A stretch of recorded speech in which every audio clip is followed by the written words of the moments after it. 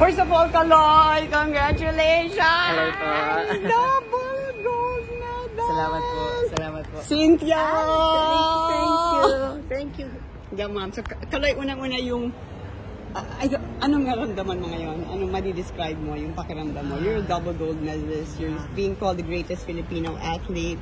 One of the few athletes who have won a gold medal. Unbelievable. Yeah, ako din po, ayun po. Unbelievable. Talaga, today, All of us unbelievable. ang hope ko lang po today and wish na maging healthy and magandang performance lang po talaga yung inano ko and walang ma-aksidente sa amin. And hindi ko po in-expect na mag-gold medal po ako kasi medyo na-relax din po ako kahapon kasi parang nakuha ko na po but God is really great.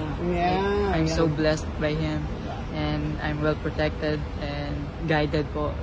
Sobrang thankful and grateful po sa Kanya na hindi niya kami pinabayaan lahat.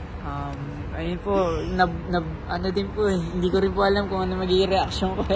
Tama ba ako na because parang secured na yung gold mo sa floor, got a gold, masaya na si Cynthia, parang you were able just to do your best and really parang relax and do your routine kung ano yung ginagawa mo sa practice?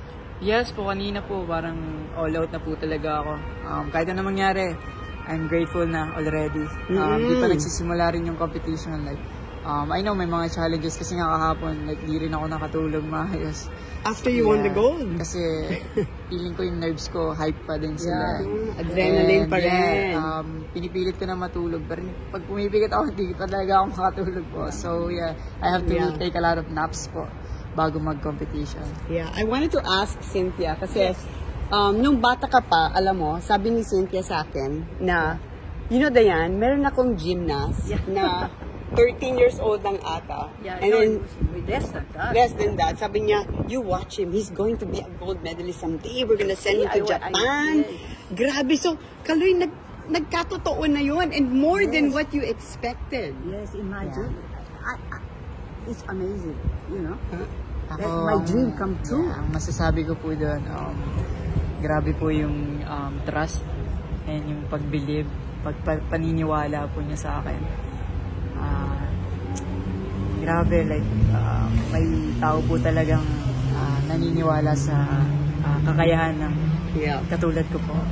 Kaya sobra ako nagpapasalamat sa kanya. Like, lahat po ng obstacles, nandun si Ma'am Cynthia. Siya po yung tumayo bilang mother. Talaga yung turing ko sa kanya. Grabe yung pag-support and yung pag-alaga niya sa akin. Phenomenal po. Like, wala akong masasabi. Like, I'm so grateful and blessed na pinakilala siya sa akin ng Diyos and pinakilala ko ng Diyos sa kanya. Grabe yung naging experience namin. Alam po yan yung mga Cynthia, lahat po, like, lahat ng hardship, kasama ko siya. So, I'm really grateful na naniwala siya sa akin. Hanggang dulo, hindi niya ako iniwanan.